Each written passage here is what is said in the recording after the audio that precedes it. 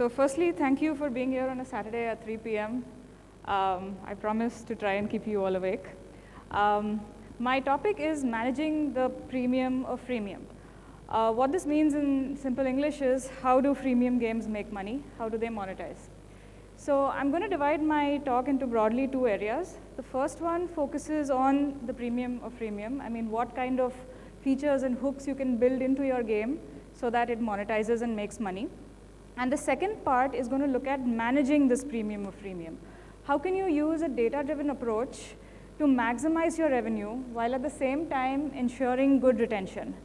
It's a tricky balance, making money while keeping engagement high and retention high. So the second part of my presentation is going to focus on that.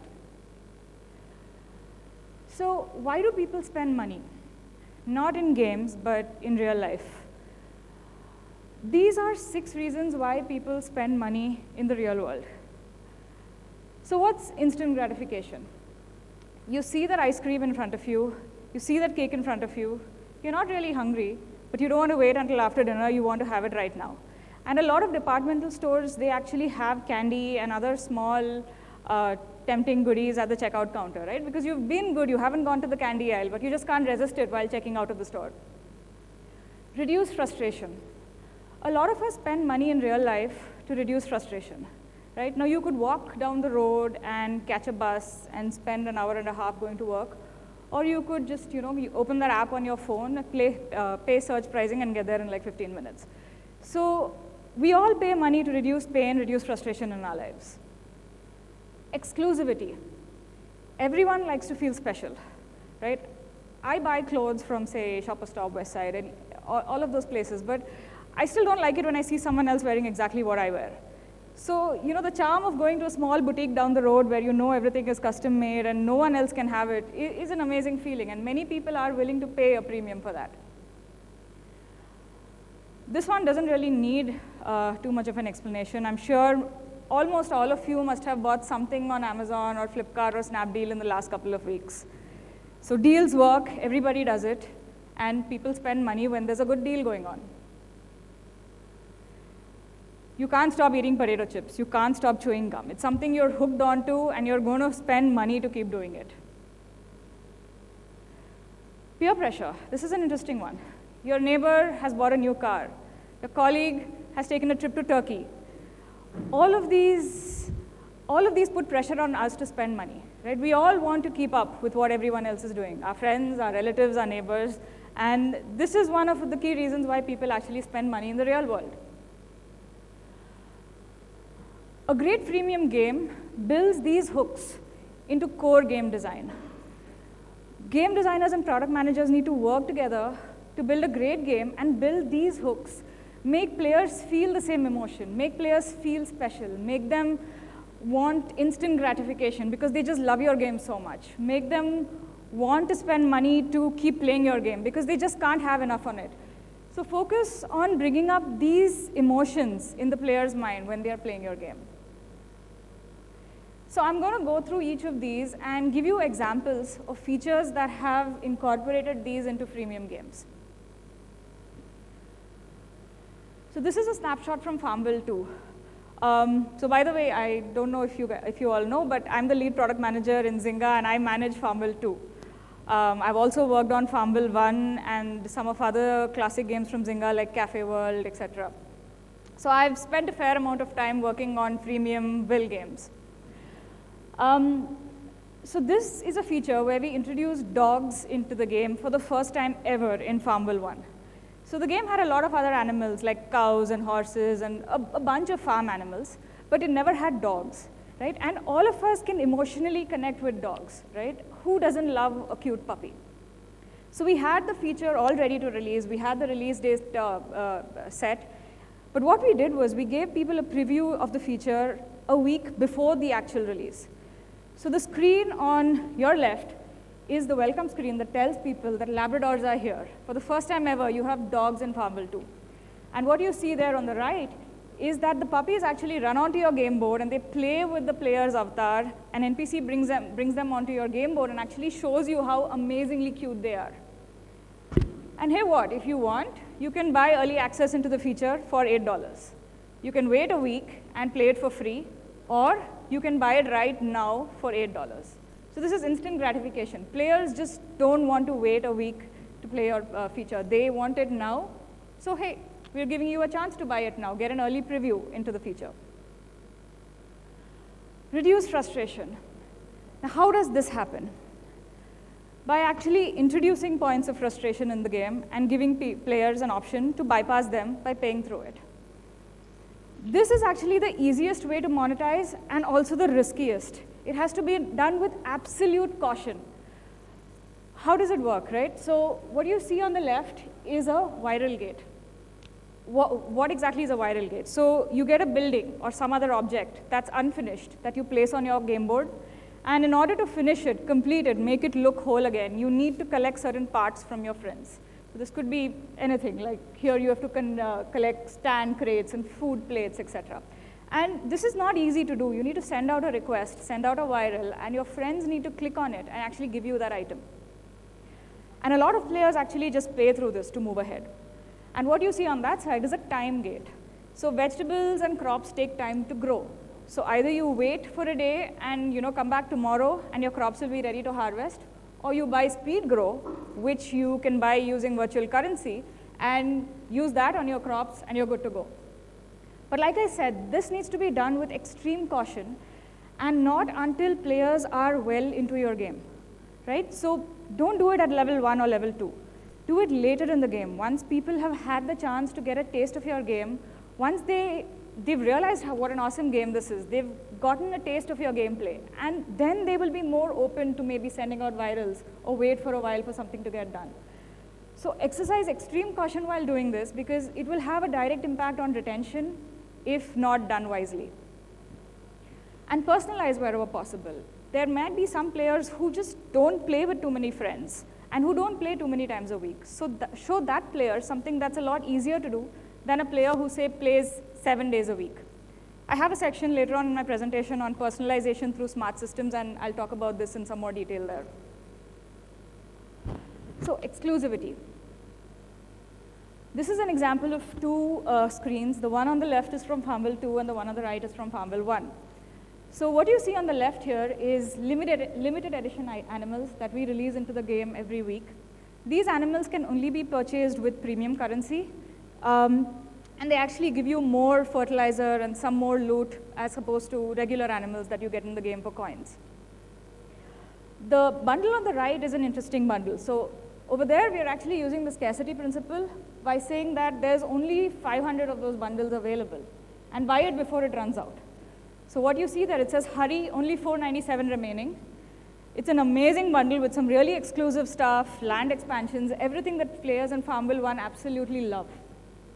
The important thing to keep in mind while doing a limited edition bundle or a limited quantity deal is make the items really awesome, right? Don't just take a regular item in the game and repackage it as something awesome and try to sell it to the players. They are going to see through it. Make sure that if it's a decoration-focused game where players want items to decorate their game board, the item looks truly fabulous and is not something that's available on a regular basis. And if it's a game where people don't really care about decoration and it's more consumable driven. For example, in Farmville 2, people care about water, fertilizer, speed grow. Make sure that you're giving them something extra, right? So the stats of these animals are actually better. It gives you extra fertilizer, and we're showing that to you. So be careful while designing these packages. If you're claiming something is exclusive, make sure it really is exclusive, or players will see through it. Awesome deals.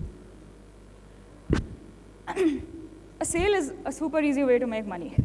But here I need to explain how a virtual economy is different from any other typical sale. So how do freemium games that have virtual economies work, right? A player pays you real-world money in dollars or rupees or whatever to buy premium in-game currency. And they use that premium in-game currency to buy virtual items in the game. Right? So whether it's a booster or a consumable like water or whatever it may be, they're spending in-game currency to buy items in the game. And unless you give them enough and more to spend in the game, there's no point in really sending them in-game currency. So what will happen if you do a sale on in-game currency? For example, next Friday you need to make some extra money, so you're saying Farm Bucks, which is the premium currency in Farmville 2, is at 50% off. People are going to buy like crazy. Trust me, you will make a ton of money on that Friday. But the weekend after that won't be so much fun, right? Because now players are sitting on a ton of virtual currency, and there's nothing new in the game to spend it on. So they're going to stop buying virtual currency. So you pre-booked your money at a discount, and now you're not going to make any money until people get rid of all that virtual currency. So what we're doing here, instead of giving a sale on virtual currency, we're giving a sale on in-game items. So we're selling land expansions at a discount, and here we're selling some other in-game animal, consumables, etc. at a discount. So players are now going to spend more virtual currency, therefore buy more virtual currency, and that's how we make more money without having the problem of a bloated economy. Hooked. Most freemium games do this. They give you a limited amount of some resource, and you get a free amount of that every day. And once you're done with that resource, your session is over. So come back tomorrow to continue playing. Arcade games do that with lives. You get a certain number of lives for free, and once you're done with that, you have to wait to play for longer. In Farmville 2, water is that resource. Once you're out of water, your session ends unless you want to buy more water. The key here is your game has to be fun, your game has to be engaging, or none of this will work. So a great game, and payers will want to keep playing, and therefore they'll keep paying. Peer pressure. So this is an example of 2 features in Farmville 2 that have driven amazing retention and revenue by creating social touchpoints and leaderboards in the game. So what you see on the left is a co-op feature. How does this feature work, right? So you join a co-op with a bunch of other people and work towards a weekly target. And if the co-op as a whole reaches that target, the entire group gets a fantastic reward. It's an unbelievably large amount of some very important currency in the game. And what you see on the right is a leaderboard. This is a county fair system in Farmville 2, where every week you have to take prized crops to the fair. And depending on how much you take to the fair, you get points and rewards, and you medal up. And what you see there is, I've grayed out the profile pictures, but what you can see is a comparison of how you stand in comparison with your friends. So I'm actually at number 3, and it's showing me that your friends are ahead of you. There are 2 people ahead of you, so get going. I mean, as I'm approaching that weekly timer, this puts pressure on me to maybe buy through some stuff and move ahead. The feature on the left, the co-op feature, everybody is competing towards a common goal. So I don't want to be the reason why my co-op is not meeting that goal. So you see people playing more often. It increases engagement, it increases retention, and you make money. So just to quickly recap through this section, these are 6 reasons why people spend money in real life. And this is how you can design features that evoke the same emotion and create these similar hooks in a freemium game. So how do you manage the premium of freemium? Like I mentioned, all these features until now are great ways to create hooks in your game and make money. But how do you maximize revenue so that you're not leaving money on the table, while at the same time making sure that retention is not suffering? So I'm going to take you through broadly 4 areas in this second session. I'm going to show you how to define clear goals and track towards them, and accordingly create a product roadmap. I'm going to talk about A/B testing. I'm going to talk about personalization with smart systems, and finally, leveraging external out-of-game channels to create buzz around new features. So define clear goals and track your metrics.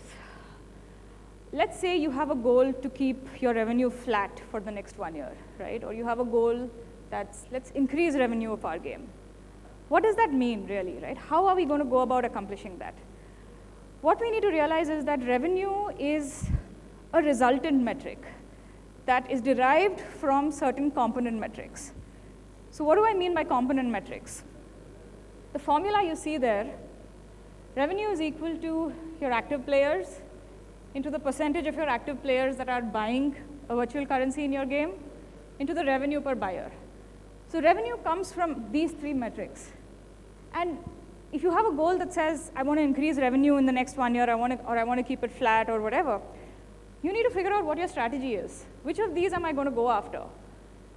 And that depends on a lot of factors, like is it a new game? Is it an elder game? What kind of a game are you running, right? So you could increase the number of buyers in your game, and you could do that as well in multiple different ways, right? I could go after new buyers, like people who've never ever made a payment in the game. And if it's a brand new game, that is what you should do. Going after new buyers, conversions, making people get a taste of that first purchase. That's what we should go after. If it's a slightly older game, then what you want to do is focus on getting people to make repeat payments, right? Get your lapsed players to come back into the game and make payments. Another way of increasing revenue is increasing revenue per buyer. For example, you're quite convinced that everybody who is ever going to make a payment has already done so in your game. So now you need to focus on increasing revenue per buyer. And finally, maybe you want to focus on payer retention, right? Getting people to just stay around in your game longer will eventually give you more money in the longer term, even if you don't increase revenue per buyer. So it's really important to get your goal, to figure out what your goal is and your strategy to get there. And then track these numbers, track them day in and day out. I cannot reiterate enough that component metrics are important, and knowing exactly how they are moving is the key to effective revenue management. Right? So tomorrow your revenue starts tanking. If you don't really understand your component metrics inside out, it's going to be really difficult to figure out exactly why your revenue is tanking. Did payers fall? Did dollar per payer fall? What is going on with my game? And what will happen is once you start doing this, once you define your goals, figure out what your metrics need to be, and start tracking them on a daily basis, the gap will emerge. It will become very obvious to you that this is the metric I need to focus on. This is where the gap is. And that will define your product roadmap. So as opposed to looking at what everyone out there is doing and picking the top 10 features that are working for everyone else and putting them into your game, understand what your game needs and let that drive your product roadmap. So for example, like I mentioned, if you're a brand new game and you need to focus on new buyer conversions, you need a starter pack in your game. Show people who've never made a payment a $1 package, a very, very small unit price package. It should be at a fantastic discount. So this one's at 80% off. It should be 80% off or 90% off. Show it to people who've never made a purchase. Get them to convert. Don't show it to them after that. But that first time purchase, incentivize it by showing a really great deal. Limited time events. These are awesome if you want to improve revenue per buyer in your game. So what these events do is it's a limited amount of time, and you need to complete a certain goal to win certain rewards. And you do that in a limited, and because we give you a limited amount of time to do that, people play more, spend more, and rep per buyer goes up during these periods of time. And finally, if you're looking at payer retention, what we've found is VIP subscriptions work really great. I know the screen is not very clear, so I'll send you the presentation later if you need it. The pictures might not be very clear. So yeah, so like I said, VIP programs work really good when you're going after payer retention. How do these work?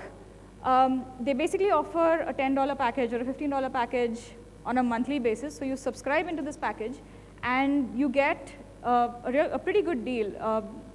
Sometimes it's exclusive items from the game, it's discounted virtual currency. So it's a really good deal that you get if you keep making that monthly payment. And there's a retention plan attached to it. So if you the longer you stay subscribed, the better your package becomes. And as soon as you lapse out of the program, you have to start at square one. So it's kind of like an airline's retention program. And it works great when you're going after payer retention. Test everything, right? And this is where I'll just give a quick explanation on A/B testing, right? What do I mean by test everything? What is an A/B test? Assume you have just thought about a new feature which you are planning to put out into the game, but you're not very sure if it's going to do well with retention. You're pretty sure it's going to do well with revenue, but you're not really sure what's going to happen with retention. So that's one problem. The next problem is you're not sure how to price this. Should it be 10 rupees? Should it be 20 rupees? What's the pricing I should do with it, right? So with A/B testing, what you can do is you divide your player base into 3 groups. Group A will not see the feature. Group B will see the feature at one price point. Group C will see the feature at another price point. So you release it this way to your player population, and you measure metrics across these three groups. So you know exactly how these three groups are doing in comparison with each other with respect to revenue, retention, virality, pretty much anything you want to test. You know exactly what's happening across different populations with different prices, and you're also comparing feature versus no feature. And you can test pretty much anything. You can test creative, pricing, messaging, tuning, all of it. Anything is open to testing. You can save a lot of time arguing with people if you could just go out there and test it. So I'll give you an example of creative testing that we did in Farmville 2. So this is the subscription program we launched in Farmville 2 early this year. And it's what I just described earlier. You pay $19 a month, and you get discounted farm bucks, water, and an exclusive animal every month. And this is a great deal. We modeled it on our subscription programs and other games. And we've done this very successfully in Farmville 1. We did it in Cafe World, YoVille, Mafia Wars. So we've had a history of success with subscription programs. And we had a target that we knew we had to hit in terms of conversions. But guess what? We didn't hit it. This didn't do well. I mean, we did not hit the goal that we had set for ourselves. And we were quite confused, right? I mean, what is going on here? Why are people not subscribing? It's a great deal. We've done player surveys. We know exactly what they want. We've done our homework. It's not that we went out blind here. So we called our creative director and our art director into a room, and we just looked at the screen for a while. And we were telling them that Farm 1 was really successful. What's happening here with Farmville 2? So we said, let's just look at the Farmville 1 screen, right? There is one value prop for this package. Get 120 farm cash every month. And players know that this is a 50% discount. It's the best deal in the game. But this screen just feels so exciting, right? There's fireworks, there's angels with trumpets, there's this guy in a suit holding a plate of cash. And the feedback we got from the people we showed it to was that this screen just looks so exciting. It makes me want to buy into this. It gets my adrenaline going. So we said, okay, fine, fireworks. Let's do fireworks. Let's try to blatantly market the screen in Farmville 2. Let's see how that works out for us. So we came up with this screen. The problem here is we were giving more benefits in Farmville 2, and that was taking attention away from the core value prop. So while we're trying to focus on the farm bucks and the virtual currency here, there's still some other stuff that kind of takes your attention away. But yeah, it looks a lot more exclusive now. There's this NPC in a suit and a hat and all of that. And one person in the team came up with an idea. He was like, let's just remove everything else and only focus on the cash. And I was like, no, that doesn't make any sense. We're giving so much more. I want to tell the players that they're getting so much more than just the cash. And we argued for a while, and then we said, okay, let's just test it. And this is what we found. So this was the first screen that did not do well. That's the conversion we saw there. This was the new screen with details. And finally, this was the new screen without details. So we saw a huge upside just by changing the marketing screen, just by removing all the details and focusing on that one value prop. And it was amazing. I mean, a lot of us were just shocked to see this. And what it told us was that sometimes players don't need all the details. Sometimes you just need to show them something that's really exciting and give them that one hook that pulls them into your program. And details can come in subsequent slides, but get them to make that first click. Price testing is also something we frequently do, but here's something we need to keep in mind is setting a clear goal for price testing, right? What is the objective of the price test? Are we testing price elasticity, or are we testing willingness to pay? And how are these different? Price elasticity, right? This kind of a price test is when you're releasing something brand new into the game. So it's a brand new item, it's never been launched before, nobody is really sure how much it's worth. Should we price it at 20 farm bucks? Should we price it at 40 farm bucks? How much is a player going to be willing to pay for this? Even the player has never seen this item before. So let's release the feature onto a very small population of the players, split them, show them the different price points you're testing, find the best price, and then launch this item in the game at that price. Willingness to pay is different. Willingness to pay is how much is a payer willing to pay you. You might give them the best deal on the planet, right? But you price it at like 10,000 rupees, nobody's going to pay for that because they're just not willing to pay you 10,000 bucks for anything. So for example, the subscriptions bundle we created in the previous example, or a holiday bundle that you want to sell. Bundle A is 50 rupees, great value. Bundle B is 100 rupees, also great value. But how much are people going to be willing to pay? How is your funnel going to look for these two different bundles? When I say funnel, what I mean is 100 rupees is more than 50 rupees, sure. But the payers who jump in at that 50 rupee packet might be so many more that eventually you will make more money. So which of these bundles is going to make you more money?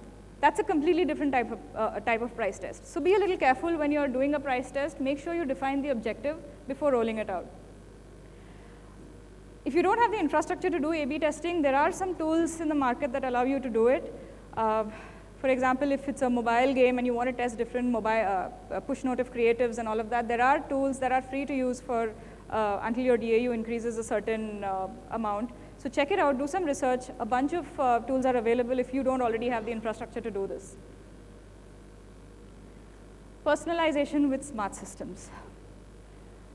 So I mentioned earlier that when you introduce viral gates in the game, time gates in the game, be very cautious while doing so. Personalize as much as possible, because what's okay for one player might not be okay for another player, especially in a freemium game, right? Because you have one player who is never, ever going to pay you money. That player enjoys your game, comes into your game like 4 days a week, plays for half an hour, and leaves. There's another player who plays 7 days a week for like 3 hours a day. There are people who play Farmville for 8 hours a day, 7 days a week.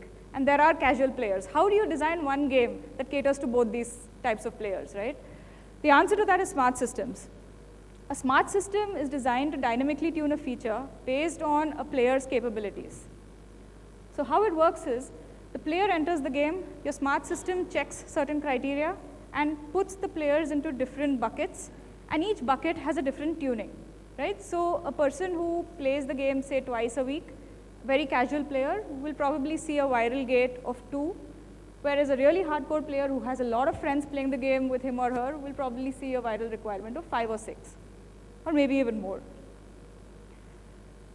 Choosing the right information is important. Some games do it by looking at number of app friends. If it's a very social game which has a lot of viral requirements, etc., looking at the number of friends people have is a good indicator of how easily the player will progress in the game. What we did in Farmville 1 was we looked at completion history. So we explored a bunch of criteria that we could have used to put people into smart systems. But what we found was all of them are important, right? How much a person spends in the game, how many friends a person has, their social network, how often you play the game. All of that eventually controls how quickly you progress through the game and how much you complete in the game. So what we realized was willingness to pay and ability to viral kind of gets transferred and is very apparent in how many features or quests that person is completing historically. So every Monday, what the smart system does is when the player comes into the game, it does a check to see how many quests did this player complete in the last 14 days, and accordingly puts people into buckets. And thereafter, for the next 1 week, you see quests that are tuned to the difficulty level of that bucket. If you complete a lot this week, your difficulty gets tougher the next week. But you know what? If you're traveling and you haven't been able to do much this week, it'll catch that the next week and put you in an easier bucket. So people are moving up and down based on how much they're completing. So it's always, winning is just out of reach. It doesn't feel unreachable. It doesn't feel like, oh my God, this is like so difficult. There's no way I'm going to finish it. At the same time, it's not so easy that your high-level players are like, okay, this is not challenging anymore. It's a breeze. So it's really critical to do some level of smart systems, especially if you want to monetize a freemium game, while at the same time keeping good payer retention and player retention. So this was the kind of upside that Farmville 1 saw across the board, across metrics. So if you don't introduce smart systems into freemium games, what will happen is as a game gets older, the only way to monetize is to start making things tougher for the people who are moving up the levels. But then retention will suffer. So what we saw with smart systems in Farmville 1 was engagement, virality, spend, and retention. Across the board, it was green because of smart systems. So it's really important to make sure that we don't forget the non-payers. while trying to monetize from the payers. And finally, it's really important to engage with your community. FB pages, forums, fan sites. I have personally seen an immensely positive response by actually, just communicating with players on these forums. It's one thing to market a feature through an in-game pop-up, but how much can you really communicate through that, right? It's limited. There's only so much you can actually put on that one screen where a player is making a decision, whether to buy or not. So use these forums and talk to your players. I go back to the example of Farmville 1, which is a 7-year-old game. It's a 7-year-old game that has about 30 themed game boards. So what we do in Farmville 1 is every 8 weeks, we release a themed expansion board. An expansion board has all the properties of your main game board. It has a bunch of buildings, content, all of that. It's a massive chunk of content that comes into the game every 8 weeks. And the primary difference is the theme, and we make some few changes and optimizations with each new expansion. So here you see there's a Mediterranean theme, there's a Toy Town theme, there's a Halloween theme, Oasis Gardens theme. And what we do is we sell early unlock to these expansions. Like I gave you the example of what we did with dogs on Farmville 2. We release early access to these expansions a week before, and we sell it to the players for quite a chunk of farm cash. What we've seen is, in a game where the player base is declining, the number of people buying early unlock into this is actually increasing. This is phenomenal, right? Because your player base is declining. It's a 7-year-old game, but more and more people are buying these new game boards that we are releasing into the game. And why is that happening? Because we're doing a lot of marketing outside game, a lot of marketing. We recently launched Phantom Valley, which is the 3rd Halloween-themed game board. People have bought a Halloween-themed game board last year and the one before that. So Horseman's Hollow was the one we did last year. So this actually shows you a time snapshot of 1 year, and it's actually increasing. The number of people are buying this. And I'll show you a trailer that we released on these forums, and I personally believe that this is why it did so well. Can we have volume? Yeah? Pardon?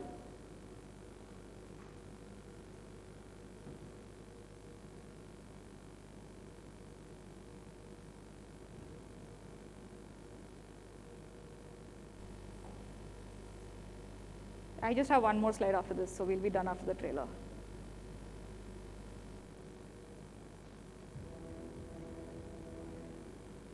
No. No, it's not mute.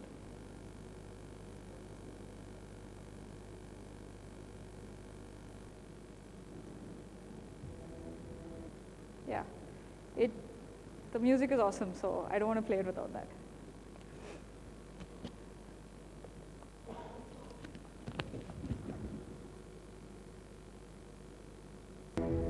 Yes.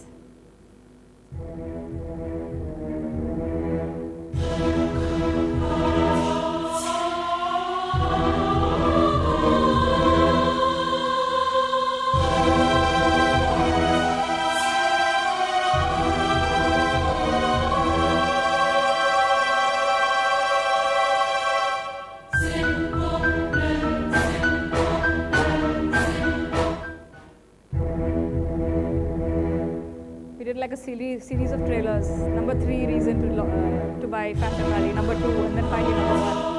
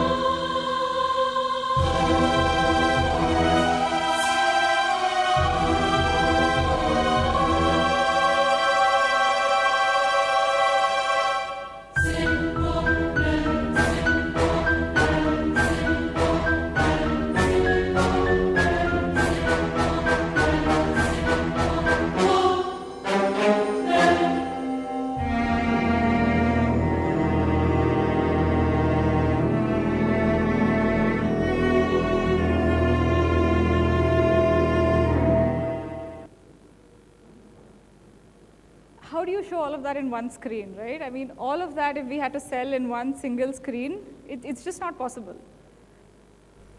So yeah, to summarize, define clear goals, figure out what your strategy is, track your metrics, and let those define your product roadmap. Test everything. It's the fastest way to end arguments and discussions while designing features. Personalize your game with smart systems, because that's really the only way to extend the life of a freemium game. And engage with your community. It's amazing the kind of results you'll see if you just talk to your players and use the channels outside of the game. I will not be taking questions, but if you think you find everything I said exciting, write to me. We're hiring product managers. And yeah, if you have a $1 million idea as well, do write to me. And yeah, if you want the presentation as well, I can send it to you. Just send me a note. Thank you.